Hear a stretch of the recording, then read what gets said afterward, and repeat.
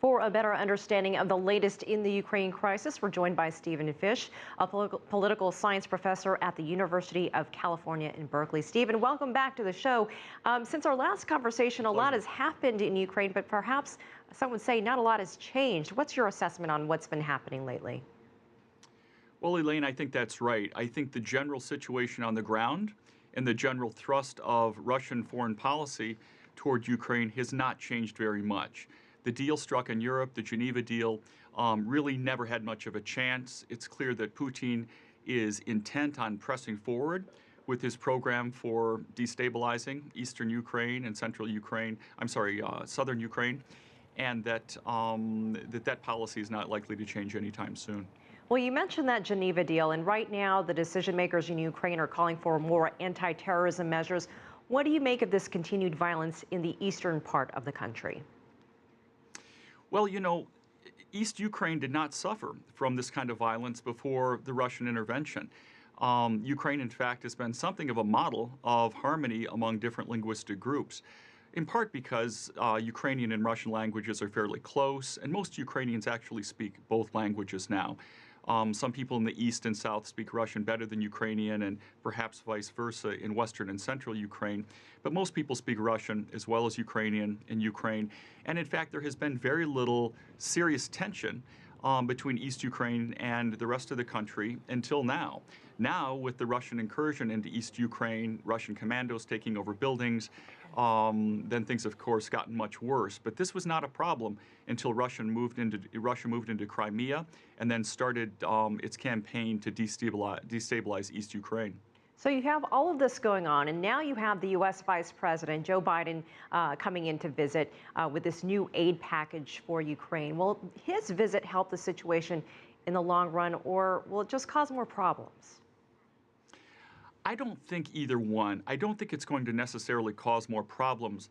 I think in the long run it might have some effect, some positive effect. But given the way things are on the ground right now, given Putin's commitment to his drive into Ukraine, given the fact that the Ukrainian government is really quite hapless and helpless at this point and unable even to enforce its own laws in the East, I don't think that Biden's visit will make much difference. I would take note of the fact that Biden told the Ukrainians not only that the United States supports them, but also told them that we really can't be effective in supporting them until they get their own act together, until they actually tackle problems of corruption. Well, that leads me to my next question. Do you see Ukrainians at any point in the future taking control of their own country? What would happen if Ukraine didn't have the international community weighing in from all these different sides? Could Ukraine perhaps accomplish something on its own with Russia? That's a good question. You know, we really don't know the answer to that for sure. Ukraine has had elections, reasonably free elections, for the last 20 years, and the government has changed hands back and forth. Some presidents and some parliaments have been more friendly to Russia, like the one that was just ousted, the government of President Yanukovych, that was ousted a few months ago. He hailed from the east. He was more friendly to Russian interests. His predecessor, President Yushchenko, tended to be more pro-Western. So, you know, you get this back and forth in Ukrainian politics between people who represent interests of the East and those of the West. It typically has not led to anything resembling civil war until the Russian intervention. But in fact, that's kind of been the rhythm of Ukrainian politics. Is it possible now for Ukraine to really get its act together and form a government that can really defend Ukrainian interests? Your question is really the big one. Ukraine has been mismanaged and misgoverned by parties both that represent a more pro-Western orientation and by parties that represent a more pro-Russian orientation. Ukraine has been one of the world's most mismanaged and corrupt governments really for the last 20 years, ever since independence. Ukraine is going to have to show that it has leaders, and its leaders are going to have to show that they want a balanced approach to the formation of a government that involves inclusion of people who represent both Western and Central Ukraine and Eastern and Southern Ukraine if it wants to survive intact as a state. So far, we don't see that kind of leadership. It's possible it could emerge, but so far we don't see much of it. Well, we just have a little bit of time left. So look ahead to the elections that will take place in Ukraine. Do you see some of the same leaders who are speaking for Ukraine right now staying in place, or do we see a huge turnover? What do you think will happen? It's very hard to tell.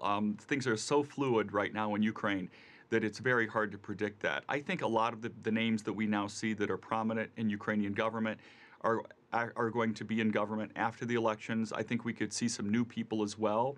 I'm concerned that carrying out a free and fair election in eastern and southern Ukraine, given conditions there, at least in some parts of some cities that have essentially come under occupation by separatists that are, for the most part, directed by Russia, is going to be very difficult. So it's hard to know whether these elections will yield a legitimate government that all Ukrainians can actually respect and look to as their legitimate governing authority or not. We can hope for that. And it is possible that that could happen, but it's by no means a done deal or foregone conclusion. All right, Stephen Fish joining us from Berkeley. As always, we appreciate your insight.